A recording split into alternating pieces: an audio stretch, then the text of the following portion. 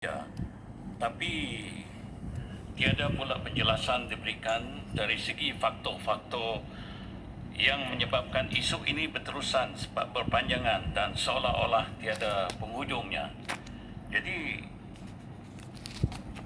saya percaya rakyat nak tahu apakah punca kepada masalah ini dan sampai bilakah kita akan terus bertahan dengan isu ini. Terima kasih. Terima kasih Tuan Improvement. Satu soalan yang cukup bertepatan sekali yang sebenarnya menjadi keresahan kepada semua petani-petani pada ketika ini. Untuk maklumat yang berhormat, antara faktor-faktor yang menyumbang kepada isu kenaikan baja dan juga racun ini adalah seperti berikut. Yang pertamanya, faktor daripada global. Pertamanya, negeri China yang menjadi pembekal pada ketika ini, mengawal dan menghadkan pengeluaran bahan mentah yang mencemarkan persekitaran seperti yellow phosphorus. Untuk makluman yang berhormat, negeri China sekarang telah mendapat tekanan daripada peringkat dunia kerana carbon emission yang cukup tinggi sekali. Jadi mereka sekarang mengambil tindakan ini. Keduanya, pengurangan ekspor daripada negara-negara pembekal bahan mentah seperti negeri China dan juga Australia, dan juga kenaikan harga barang mentah untuk memproses dengan izin active ingredient racun. Lepas itu, tidak lupa juga tentang kerana pada ketika ini apabila ada peperangan di Rusia dan juga Ukraine. Lepas tu ada faktor nasional pula. Pertamanya, penurunan nilai ringgit pada ketika ini. Keduanya, peningkatan harga komoditi telah menyebabkan pengeluar lebih berminat untuk mengekspor ke negara-negara luar seperti USA, ke Eropah dan juga China. Seterusnya, secara tidak langsung meningkatkan harga tempatan, dan seterusnya pasaran saham kita yang tidak stabil. Dan ketiganya adalah faktor di peringkat syarikat pula. Pada ketika ini, seperti yang kita maklum, bahawa kos logistik telah meningkat yang disebabkan oleh pandemik.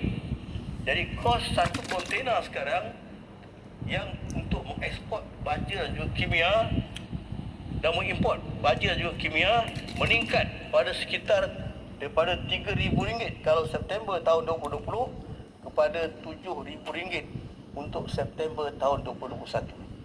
Lepas itu, syarikat-syarikat tersebut adalah mengambil kesempatan untuk menaikkan harga apabila stok merosot dalam pasaran dan juga penghentian import stok baru disebabkan oleh pandemik. Terima kasih Tuan Dipertua. Terima kasih. Papar. Ya, jawab Bapak. Silakan. Terima kasih Tan Sri Yang Dipertua. Di daerah Papar pada suatu ketika dulu adalah merupakan pengeluar padi yang kedua terbesar selain daripada Kutai Kinabalu. Tetapi kegemilangan ini hanya tinggal kenangan disebabkan oleh beberapa faktor ataupun permasalahan yang belum dapat diselesaikan oleh kerajaan selain daripada kenaikan pajak dan racun, iaitu kekurangan jentera menuai dan ke jentera pembajak, benih yang mahal, tiada penyeliaan tanah-tanah yang terbiar, dan juga harga padi yang begitu rendah di mana kerajaan tidak dapat menaikkan subsidi, tidak dapat menaikkan subsidi, dan petani-petani ini merasa apabila dia meneruskan penanaman padi ini, mereka akan mengalami kerugian yang begitu besar. Jadi soalan saya, sampai bilakah masalah-masalah seperti ini akan dapat diselesaikan oleh kerajaan demi untuk menghasilkan padi yang banyak untuk negara kita? Terima kasih. Silakan jawapan Tuan. Terima kasih Tuan Ketua. Tadi saya dah sebut tadi bahawa pihak kerajaan pada ketika ini telah menyediakan sebanyak RM1.5 bilion untuk berbagai-bagai jenis subsidi, terutamanya kepada padi, bagi memastikan supaya bukan sahaja kita dapat memberikan pembelaan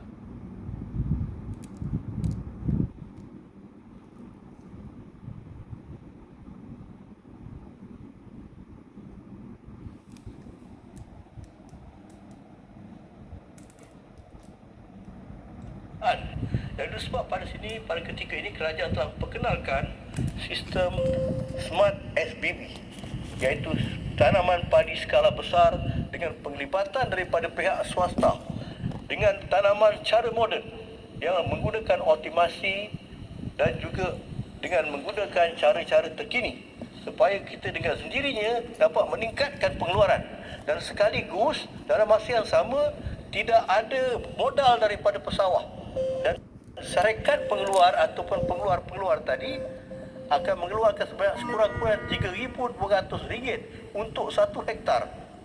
Mereka akan dapat meningkatkan lagi pengeluaran daripada 3.5 metrik tan sehektar yang saya sebut tadi kepada 7 tan. Jadi apa juga pulangan terus kepada tuan tanah atau kepada pesawah.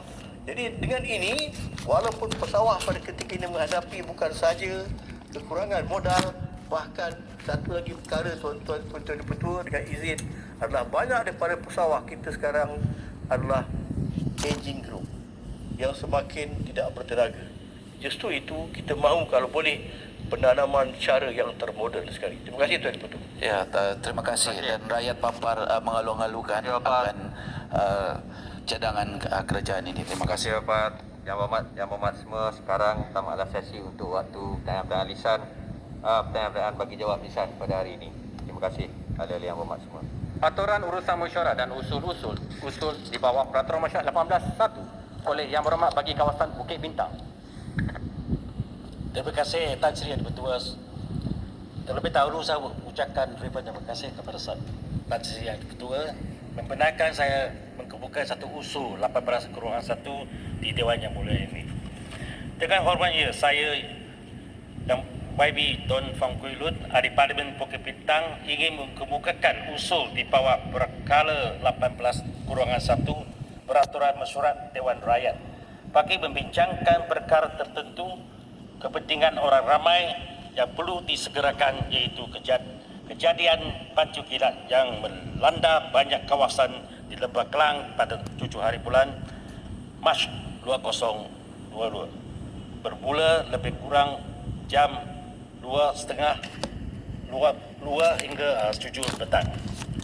Ini perkara tertentu kerana banjir kilat itu yang berlaku akibat hujan lebat ribut yang menenggelamkan banyak kawasan dalam Lembah Kelang dan Bandaraya Kuala Lumpur.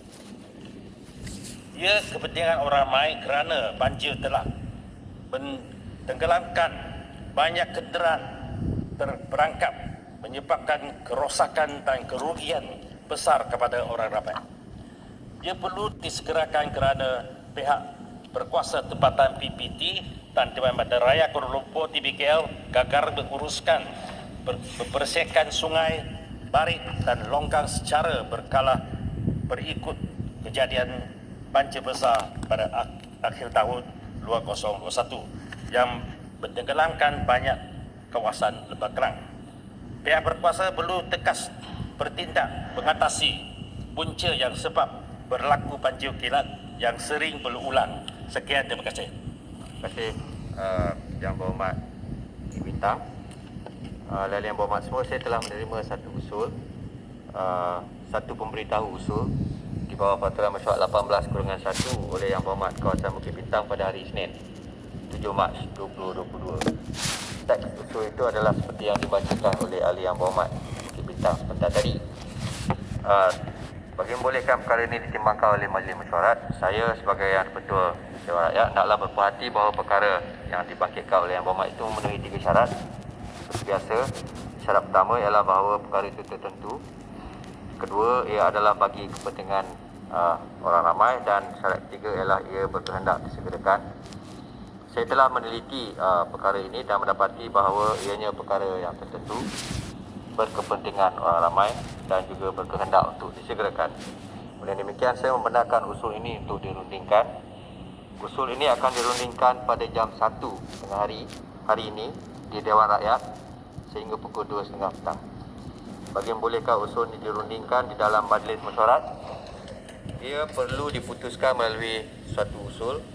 Oleh demikian, saya menjemput Yang Berhormat Menteri untuk mengemukakan usul tersebut. Sekian, terima kasih.